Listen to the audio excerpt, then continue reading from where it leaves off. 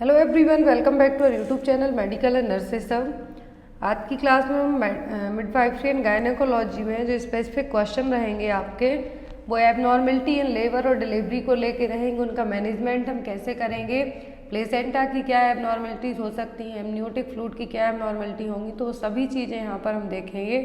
जो भी लोग नए हैं प्लीज़ चैनल को सब्सक्राइब करके बेल आइकन बटन को प्रेस करके रखें, जिससे कभी भी क्लासेस अपडेट हो या फिर नोटिफिकेशन रिलेटेड वीडियो अपडेट हो आपको नोटिफिकेशन मिले और आप उन वीडियोस को देख सकें। तो यहाँ पर लास्ट क्लास में हमने ऑलरेडी मैंने आपको बताया था कि हर एक सब्जेक्ट की एक एक पर्टिकुलर टॉपिक वाइज क्लास की जाएगी। तो गायनेकोलॉजी की हमने स्टार्टिंग से पहले इंट्रोडक्शन पढ़ा, फिर बेसिक स्टेज पढ़ी लेबर की, जो एग्जाम में क्वेश्चन आते हैं वही ऐड किए गए।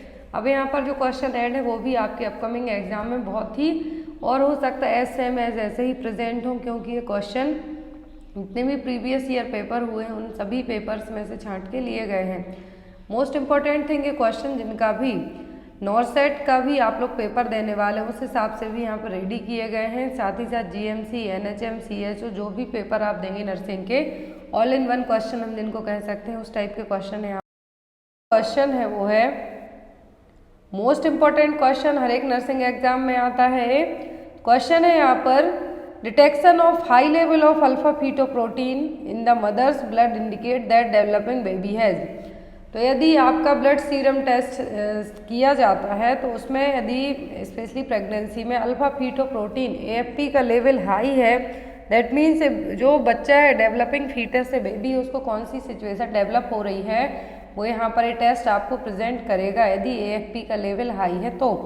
ऑप्शन में NTD that means neural tube defect, VSD ventricular septal defect, delayed skeleton development या फिर डाउन सिंड्रोम। अब यहाँ पर दो ऑप्शन ऐसे हैं जिनमें आप कंफ्यूज भी हो सकते हैं और नहीं भी हो सकते हैं जिन्होंने अच्छे से पढ़ा है। तो यदि यहाँ पर हाई लेवल पूछते हैं अल्फा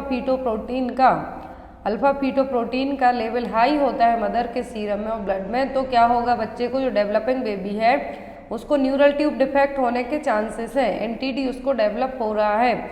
और यदि हम इसी NTD को प्रिवेंट करना चाहते हैं डेवलपिंग बेबी में, तो बिफोर कंसीव करने से पहले और कंसेप्शन के टाइम से ही माँ को क्या देना स्टार्ट करते हैं, फॉलिक एसिड, क्योंकि जो स्पाइनल कॉर्ड की ट्यूब होती है वो बनने में क्या हेल्प करेगा, फॉलिक एसिड।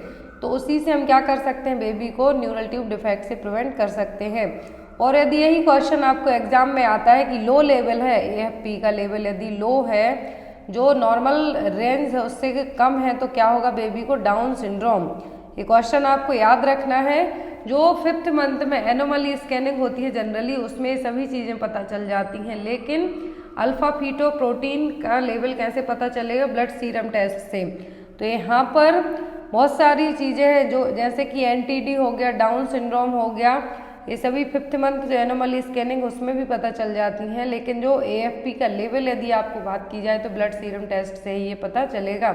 फिर मैंने आपको बताया था क्वाड्रिपल टेस्ट, ट्रिपल टेस्ट और डबल मार्कर टेस्ट, सभी जितनी भी क्रोमोसोमल एबनॉर्मलिटीज़ होती हैं उनके लिए किया जाता है। जो सेकेंड क्लास गायनिक की ली थी उसमें मैंने पूरे टेस्ट भी आपको बताए हुए थे, तो आप एक बार उस क्लास को भी देख लें।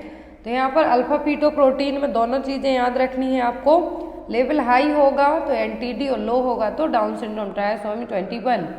Next one is after delivery uterus discharge some blood debris and cells, it is called lochia. If the lochia colour is red that means it's which kind of lochia. तो हमने पढ़ा है 3 टाइप का lochia होता है, rubra, serosa, Alva. अब यदि यहाँ पर रेड कलर का दैट मीन्स क्या है, इनिशियल डे, जो स्टार्टिंग डिलीवरी के आफ्टर जो टाइम है उस टाइम का लोचिया है, क्योंकि डार्क रेड कलर का है तो ये क्या कहलाएगा, ये होगा रूब्रा। क्या होगा, ये रूब्रा। यहाँ पर ये देखिए कुछ चेंजेस दिए हुए हैं लोचिया के टाइप में। ये क्या है, पोस्टम जो आफ्टर परपीरियम पीरियड जिसको हम कहते हैं उसमें होगा ये सीक्रेशन। तो यहाँ पर यदि आपको पोस्ट नेटल पीरियड में या फिर हम ये कह सकते हैं परपीरियम पीरियड में क्या क्या चीज़ें चेंजेस होंगे, तो होगा लोचिया। आपको मेन चीज़ इसमें याद रखना है, पोस्टपार्टम हेमरेज को कंट्रोल करना, लोचिया सभी किस में आएंगे, पोस्ट नेटल या फिर परपीरियम पीरियड में। तो यहाँ पर लोचिया 3 टाइप का होता है, रूब्रा, सिरोसा, अल्वा। यदि डार्क रेड कलर यहाँ पर कहा है क्योंकि क्वेश्चन में देखिए कि आफ्टर डिलीवरी जो डिस्चार्ज हो रहा है वेजाइना के थ्रू उसको यूट्रस से, वो क्या कहलाएगा, लोचिया। लेकिन रेड कलर है तो ये क्या है, हो गया रूब्रा। यदि रेड की जगह यहाँ पर पिंक येलो कहते तब हम क्या कहते, सिरोसा, और यदि व्हाइट कलर का कहते तो क्या होता है, alba. Next one is which sign is considered at the welcome sign of pregnancy. तो वेलकम साइन ऑफ प्रेगनेंसी इनमें से कौन सा कहलाएगा? ऑप्शन में lightening, quickening, Braxton Hicks contraction या फिर नन ऑफ द अबव। तो यहाँ पर लाइटनिंग जो वेलकम साइन है प्रेगनेंसी का वो क्या है, वो है लाइटनिंग। लाइटनिंग का मतलब होगा कि जब आफ्टर 38 वीक के बाद क्या होगा, यूट्रस डाउन साइड आएगा। पहले क्या होगा, अबव जाएगा, एक्सिफेस्टर्नम तक जाएगा, लेकिन लाइटनिंग में क्या होगा, यूट्रस है जो क्या होगा डाउन साइड, फंडल हाइट थोड़ी डाउन होगी, इसको हम क्या कहेंगे, लाइटनिंग। और ये क्या है, वेलकम साइन ऑफ प्रेगनेंसी। फिर आता है क्विकनिंग। तो क्विकनिंग का मतलब होता है कि जो मदर को बेबी के फर्स्ट फीटल मूवमेंट फील होते हैं वो, तो जनरली ये 20 वीक की प्रेगनेंसी में फील होने लगते हैं मदर को। तो यहाँ पर ये भी आपको एग्जाम में आता है क्विकनिंग की first fetal movement that is felt by the mother, it's known as the quickening. और वेलकम साइन क्या है प्रेगनेंसी में, लाइटनिंग। ब्रैक्सटन हिक्स कॉन्ट्रैक्शन जिसको हम फॉल्स लेबर पेन भी कह सकते हैं, यूट्राइन कॉन्ट्रैक्शंस फील होंगे लेकिन ये फॉल्स लेबर के लिए होंगे, ना कि ट्रू लेबर के लिए। Next one is all are the cause of teenage pregnancy except. तो टीनेज प्रेगनेंसी का मतलब होगा कि जो 10 to 13 ईयर के बीच में जो प्रेगनेंसी कंसीव हो जाती है जनरली वो आएंगी यहाँ पर, एडोलेसेंट प्रेगनेंसी और टीनेज प्रेगनेंसी। तो इनका कॉज सब होंगे, रीजन सब होंगे किसी एक को छोड़कर। ऑप्शन में है early marriage, rape of minors, lack of contraceptives, well educated family.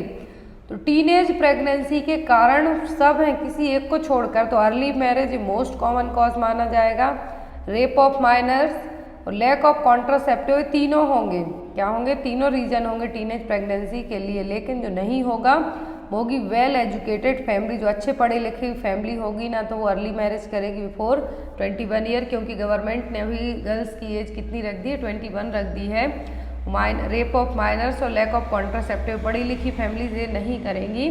तो यहाँ पर कॉज सब होंगे किसी एक को छोड़कर। तो यदि अंडर एज और टीनेज गर्ल की एज पूछी जाती है तो वो है 13 से 17 साल। कितना, 13 से 17 साल की एज में जो गर्ल्स प्रेग्नेंट होंगी वो टीनेज प्रेगनेंसी या फिर अंडर एज प्रेगनेंसी में आ जाएंगी। Next one is a condition in which tight foreskin can't be pulled back over the head of the penis. Most important question है, वेरी वेरी इंपॉर्टेंट क्वेश्चन है आपके लिए कि ऐसी कंडीशन जिसमें फोरस्किन पेनिस पर क्या होगी, वापस रिट्रैक्ट नहीं होगी, उसके लिए क्या कहेंगे, फिमोसिस, हाइड्रोसील, एम्फोसील या फिर सर्कमसीजन। तो foreskin can't be pulled back retract over the head of the penis, that means ये क्या है, फिमोसिस। फिर आता है क्या है, फिमोसिस है। याद रखना इतना, एक ही लाइन आपके लिए काफ़ी याद रखना, foreskin can't be pulled back retracted over the head of the penis. पूरा याद ना भी हो तो यहाँ पर foreskin can't be pulled back, penis के ऊपर जो फोरस्किन है वो वापस नहीं जाती है, तो उसको क्या कहेंगे हम, फिमोसिस। इसको हम कैसे ट्रीट कर सकते हैं, जनरली सर्कमसीजन करके इसको ट्रीट किया जा सकता है। नेक्स्ट है यहाँ पर हाइड्रोसील और ओम्फेलोसील, तो ये भी देख लेते हैं हम। तो हाइड्रोसील का मतलब होगा swelling in the scrotum, fluid collect होगा टेस्टिकल के सराउंडिंग, तो क्या होगा, स्क्रोटम में जो स्वेलिंग होगी उसको हम क्या कहेंगे, हाइड्रोसील। क्योंकि न्यूबॉर्न बेबी में जनरली 1 साल की एज के अंदर ही विदाउट ट्रीटमेंट के डिसअपियर हो जाएगा। तो हाइड्रो का मतलब क्या होगा, फ्लूइड, और सील से यहाँ पर मतलब क्या है, स्क्रोटम के चारों तरफ स्वेलिंग होना। और ये क्यों होगी, क्योंकि टेस्टिकल के चारों ओर क्या हो गया, फ्लूइड कलेक्ट हो गया है। एम्फेलोसील का मतलब होगा birth defect of the abdominal valley wall. Omphalocele की इमेज आपको एग्जाम में आ सकती है, आंसर आपसे पूछा जा सकता है कि ये है क्या। तो हाइड्रोसील का मतलब क्या होगा, स्वेलिंग इन द स्क्रोटम। क्या है, स्वेलिंग इन द स्क्रोटम। क्यों हो रही है, क्योंकि फ्लूइड कलेक्ट हो रहा है टेस्टिकल के चारों तरफ। लेकिन ओम्फेलोसील डिफरेंट टर्म है। एम्फेलोसील का मतलब है कि birth defect of the abdominal wall, जो एब्डोमिनल वॉल है यहाँ पर बर्थ डिफेक्ट होना, जिसके कारण इन्फेंट्स के जितने भी एब्डोमिनल ऑर्गन हैं, क्योंकि एब्डोमिनल वैली वॉल पर क्या है, डिफेक्ट है, तो यहाँ पर क्या होगी, ऑर्गन बहुत ही थिन लेयर से कवर्ड रहेंगे, जो कि ट्रांसपेरेंट सैक हो सकता है, ओपन भी हो सकता है कभी भी, या फिर नहीं भी हो सकता है।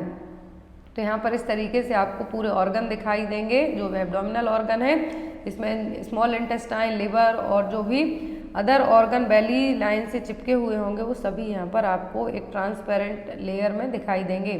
तो ये क्या है, ओम्फेलोसील। नेक्स्ट वन इज, तो यहाँ पर ओम्फेलोसील की इमेज याद रखनी है। एग्जाम में मेनली आपको डायरेक्ट नहीं आता है क्वेश्चन, आपको इमेज दी जाती है और पूछा जाता है कि है क्या। Next one is, what treatment method are used to treat for atonicity of uterus. तो एटोनिसिटी ऑफ यूट्रस को ट्रीट करने के लिए कौन सी मेथड अपनाई जाती है। ऑप्शन में oxytocin infusion, injection, methergine IV, massage of uterus या फिर ऑल ऑफ दी अबव। तो मैं बता दूं कि एटोनिसिटी ऑफ यूट्रस का मतलब होगा कि जो यूट्राइन मसल्स हैं उनमें इतनी टोन, दैट मीन्स इतनी टोन और पावर नहीं बची है कि वो वापस से क्या हो सके, नॉन प्रेग्नेंट स्टेट में रिवर्ट हो सके। तो यहाँ पर एटोनिसिटी ऑफ यूट्रस का मोस्ट कॉमन कॉज है जो प्राइमरी पोस्टमार्टम हेमरेज है उसके लिए। और एटोनिसिटी ऑफ यूट्रस के लिए हम कैसे ट्रीट करेंगे, तो ऑक्सीटोसिन से, मिथार्जिन से और यूट्रस की मसाज करके सभी क्या हो जाएंगे, ट्रीट करने के लिए मेथड मानी जाएंगी।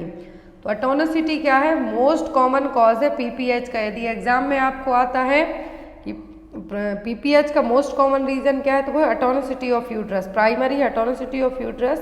दूसरा है retained placenta, that means after delivery के बाद प्लेसेंटा के कुछ बाइट्स हैं, कुछ पार्ट्स हैं, वो क्या रह जाते हैं, रिमेनिंग रह जाते हैं यूट्रस में।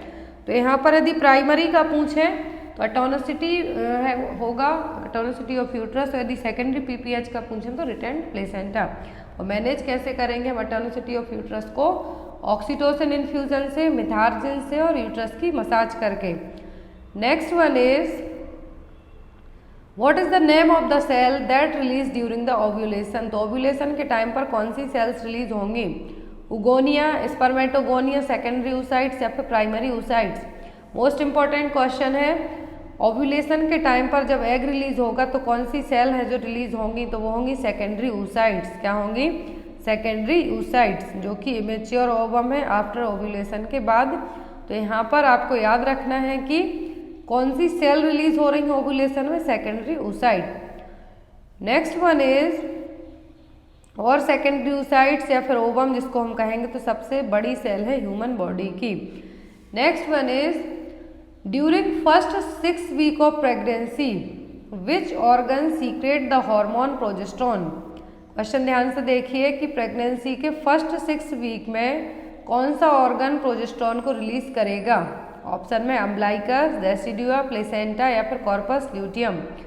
तो यहाँ पर एंडोमेट्रियम के लिए, प्रेगनेंसी में एंडोमेट्रियम के लिए क्या टर्म यूज़ किया जाता है, डेसिडुआ।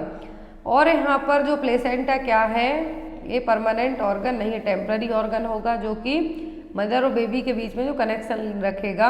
तो यहाँ पर फर्स्ट 6 वीक में जो ऑर्गन सीक्रेट करेगा प्रोजेस्टेरोन हार्मोन को, वो होगा कॉर्पस ल्यूटियम जो कि ओवरी से होगा। तो यहाँ पर आपको याद रखना है कि नॉर्मल प्रेगनेंसी के लिए कौन सा हार्मोन रिस्पॉन्सिबल है, तो वो है प्रोजेस्टेरोन। आफ्टर 6 वीक की प्रेगनेंसी के बाद, तो फर्स्ट 6 वीक तो क्या करेगा, प्रोजेस्टेरोन कौन रिलीज करेगा, कॉर्पस ल्यूटियम। लेकिन आफ्टर 6 वीक है जो कौन, ये जो प्रोजेस्टेरोन रिलीज करने लगेगा, प्लेसेंटा है जो इस हार्मोन को रिलीज करेगा। Next one is, PGE1 is also known as. तो PGE1 का दूसरा नाम क्या है, डायनोप्रोस्टोन, डेनोप्रोस्ट, मिफेप्रोस्टोन या फिर मीजोप्रोस्टोल। ये सभी हैं जो गायनिक में यूज होने वाली मेडिसिन है। तो यहाँ पर आपको बताना है कि PGE1 का जो फुल फॉर्म है वो क्या है, या फिर PGE1 को और किस नाम से हम जानते हैं। तो PGE1 क्या है, ये है मीजोप्रोस्टोल। क्या है, मीजोप्रोस्टोल, जो कि जनरली अबॉर्शन के लिए भी यूज़ की जाती है, प्रोस्टेट कैंसर के लिए भी यूज़ की जाती है, इसके अलग अलग यूज़ होते हैं। तो यहाँ पर प्रोस्टाग्लैंडिन E1 ये क्या है, यहाँ पर misoprostol. Next one is, a women who never given birth to a child. तो ऐसी लेडी जिसने कभी भी बच्चे को जन्म नहीं दिया है वो क्या कहलाएगी, नलीपेरा, नली ग्रेविडा, प्रीमीपेरा या फिर मल्टीपेरा। तो ऐसी वुमेन जिसने कभी भी बच्चे को जन्म नहीं दिया है वो क्या कहलाएगी, नलीपेरा। क्या होगी, नलीपेरा। और नली ग्रेविडा का मतलब होगा कि वो कभी भी प्रेग्नेंट नहीं हुई है। यहाँ पर never given birth to a child, that means pregnant हुई है लेकिन उसने कभी बच्चे को जन्म नहीं दिया, हो सकता मिड प्रेगनेंसी में अबॉर्शन हो गया हो, लेकिन नली ग्रेविडा का मतलब होगा कि वो कभी भी प्रेग्नेंट नहीं हुई है। प्रीमी पैरा का मतलब होगा फर्स्ट टाइम प्रेग्नेंट हुई है। मल्टी पैरा का मतलब होगा मोर देन 1 और 2 टाइम से भी ज़्यादा बार प्रेग्नेंट हुई है। तो पैरा जुड़ जाता है, दैट मीन्स बच्चे को जन्म नहीं दिया है। ग्रेविडा का मतलब होगा कि प्रेग्नेंट नहीं हुई है। Next one is the extreme softening of cervix during the first trimester of pregnancy is known as. तो सर्विक्स का बहुत ज़्यादा सॉफ्ट होना फर्स्ट ट्राइमेस्टर ऑफ प्रेगनेंसी में क्या कहलाएगा? Goodell sign, Chadwick sign, Osiander sign या फिर क्विकनिंग। तो सर्विक्स का एक्सट्रीमली सॉफ्टनिंग होना फर्स्ट ट्राइमेस्टर ऑफ प्रेगनेंसी में क्या कहलाएगा? Goodell sign. अब यहाँ पर जितने भी दिए हुए हैं क्या है? प्रोबेबल साइन है प्रेगनेंसी के, जो कि एग्जामिनर नोट करेगा। 3 टाइप के साइन पढ़े हमने।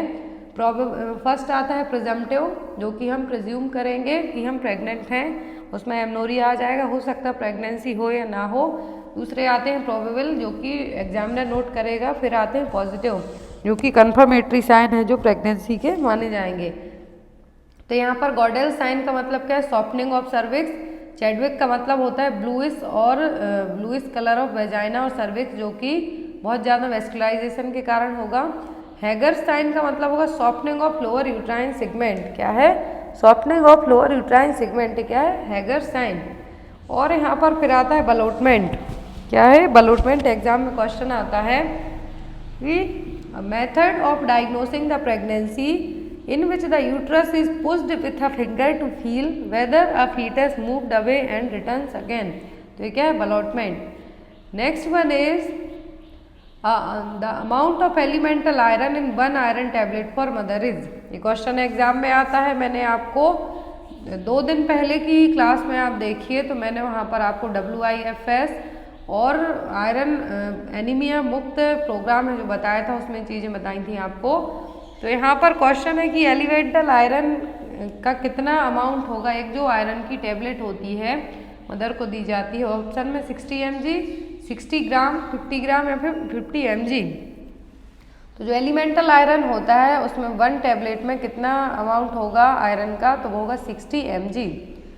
Next one is the abnormal condition in which the umbilicus is inserted through the membrane of placenta is known as.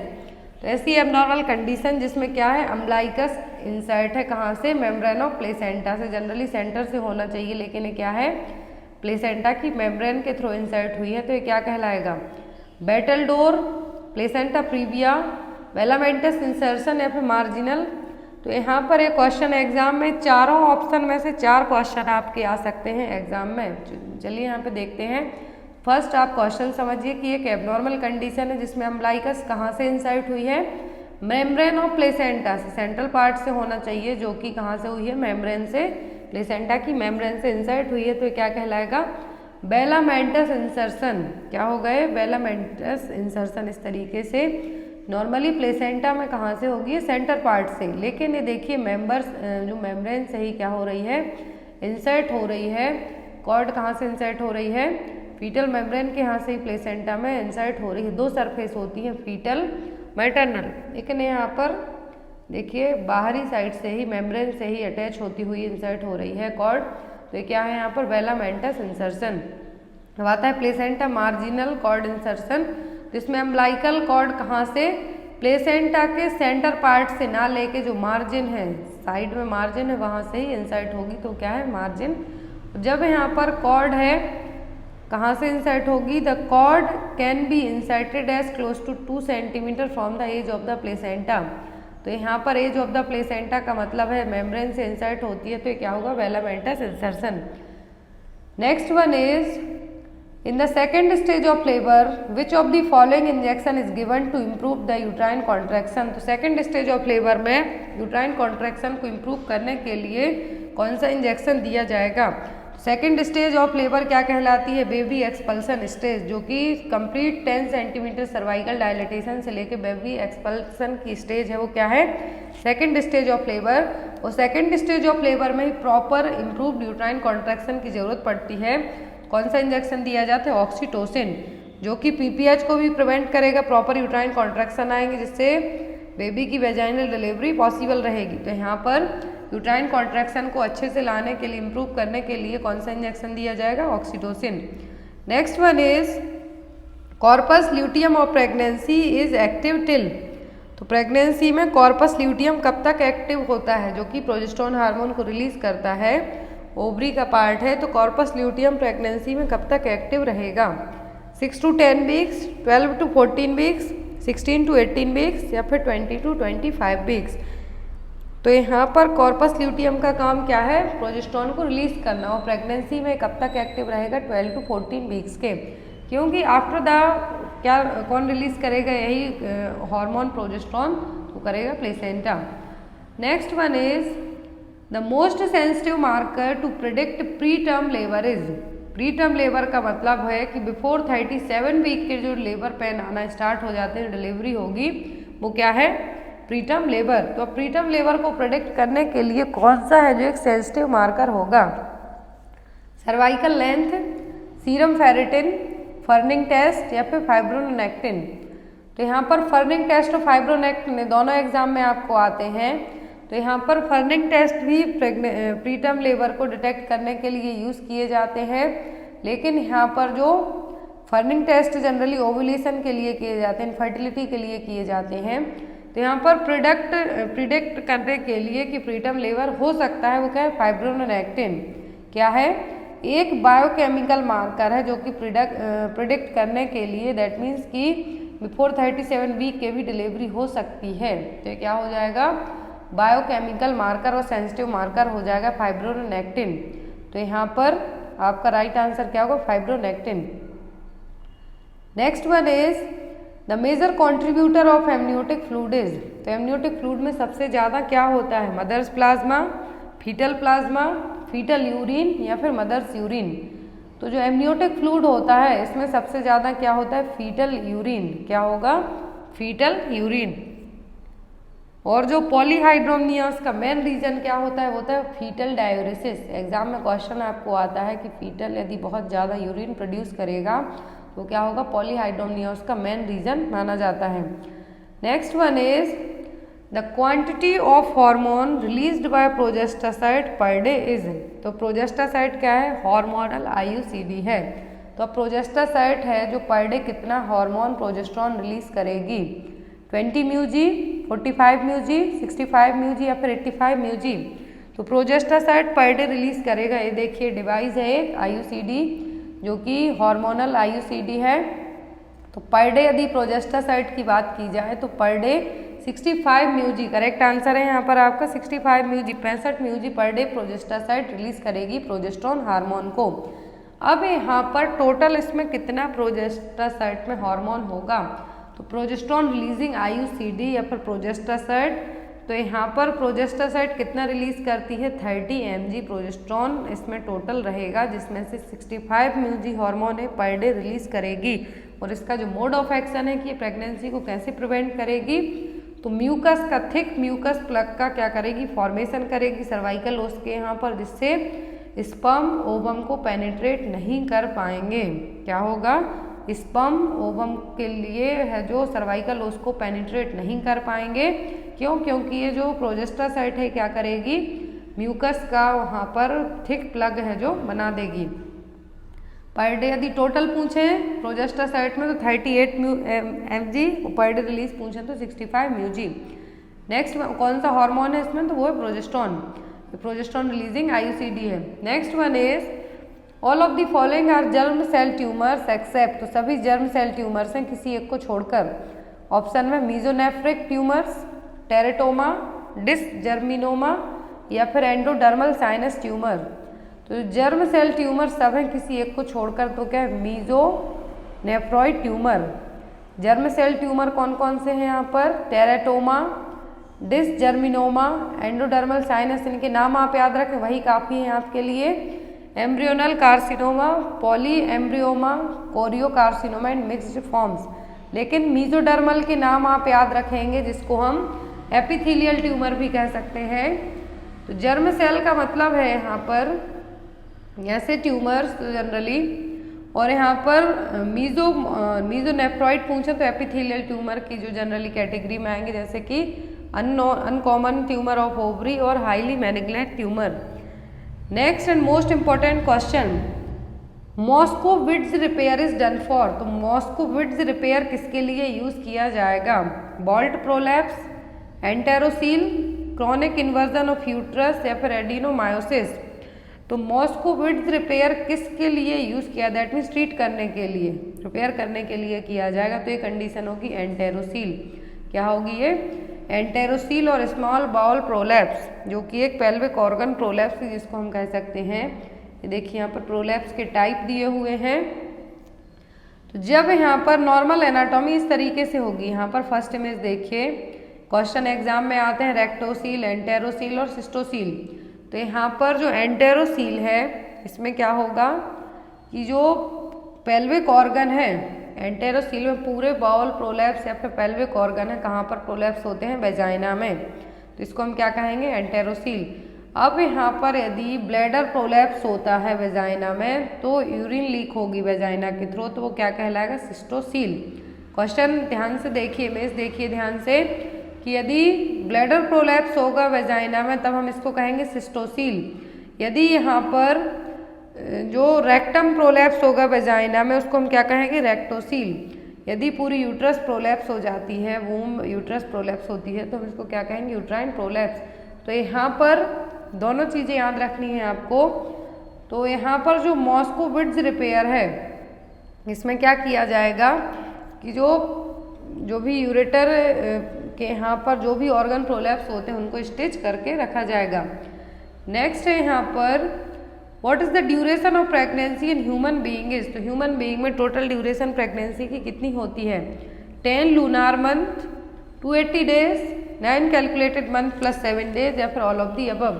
तो ये सभी माने जाते हैं, क्या है? ड्यूरेशन प्रेगनेंसी के सभी माने जाते हैं कि 10 लूनार मंथ, दैट मीन्स कि जो आप मंथ कैलकुलेट करेंगे वो होंगे 280 डेज जब माने जाएंगे, जब हम 4 वीक करके जो मंथ काउंट करेंगे यहाँ पर, फिर 9 कैलकुलेटेड मंथ प्लस 7 डेज। तो यहाँ पर आपका आंसर होगा all of the above.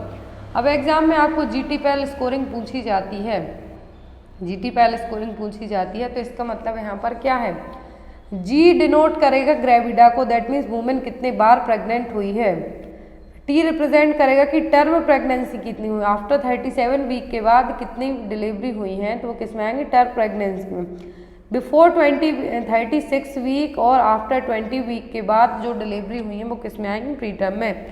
Abortion का मतलब है कि कितनी प्रेगनेंसी 20 वीक के पहले ही क्या हो गई हैं, या तो अबॉर्शन हो गए हैं या फिर टर्मिनेट हो गई हैं। कितने लिविंग चिल्ड्रन हैं, अभी जिंदा बच्चे हैं, लिविंग हैं, तो वो क्या है? एल में। तो क्या होगा? GTPL scoring. जीटीपीएल स्कोरिंग में आपको यदि G2 दे दें that means gravida 2 times, T1 दे दें तो एक टर्म प्रेगनेंसी हो चुकी है पहले, प्री टर्म P1 दे दें, 2 दे दें that means pre term pregnancy. Abortion में 0 कर दें दैट मीन्स कभी अबॉर्शन नहीं हुआ है। यदि प्रीमी पैरा है, प्रीमी ग्रेविडा है, तो L में 0 कर दें तो क्या होगा? लिविंग बच्चे अभी उसके नहीं हैं। Next one is Naegele's formula is used for calculation of EDD in pregnancy. What is the correct formula of EDD calculation? तो जनरली नेगल्स फॉर्मूला यूज किया जाता है ईडीडी को कैलकुलेट करने के लिए। Estimated date of delivery in pregnancy, तो यहाँ पर ईडीडी का करेक्ट फॉर्मूला क्या है? ऑप्शन है यहाँ पर add 7 days to the first day of your LMP and subtract 3 months. Add 3 days to the first day of your LMP and subtract 2 months. LMP का मतलब होता है लास्ट मेंस्ट्रुअल पीरियड और LMP का फर्स्ट डे कैलकुलेट किया जाता है। तो यहाँ पर आपका जो राइट आंसर होगा वो क्या होगा? तो ईडीडी कैलकुलेट करने के लिए नेगल्स फॉर्मूला यूज किया जाता है। फर्स्ट पॉइंट आपका क्या है? Estimated date of delivery calculate करने के लिए नेगल्स फॉर्मूला मेनली यूज किया जाता है और इसका फॉर्मूला क्या है यहाँ पर? Add 7 days to the first day of your LMP। First day of your LMP का मतलब होता है कि जिस दिन आपका मेंस्ट्रुअल पीरियड स्टार्ट हुआ है उसका पहला दिन।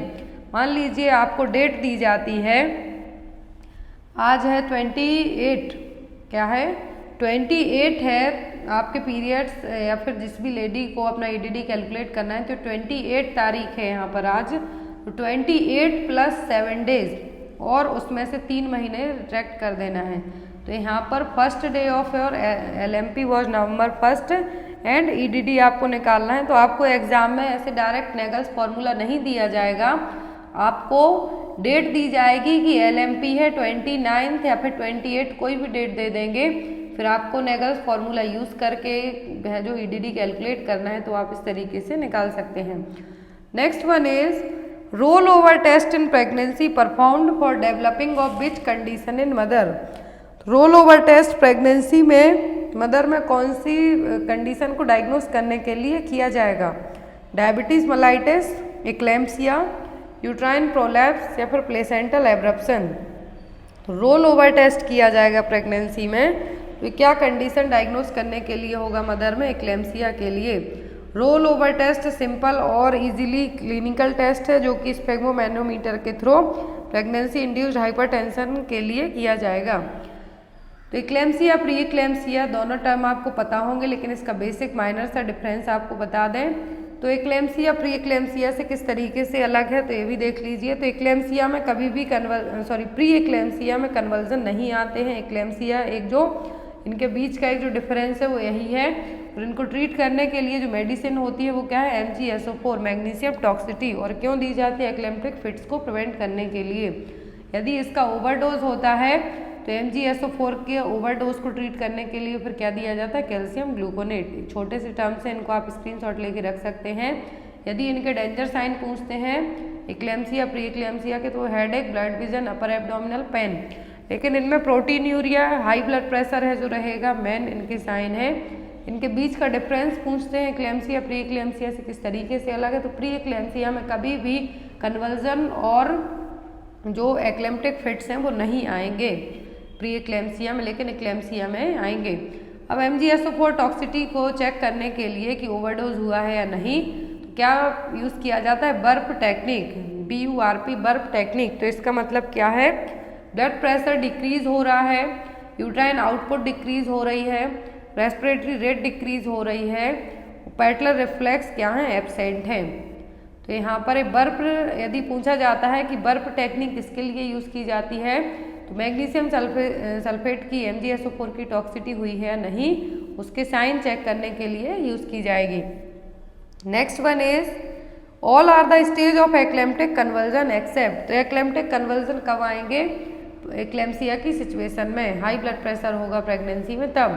तो ये सभी स्टेज होंगी एक्लेम्प्टिक कन्वर्जन की किसी एक को छोड़कर।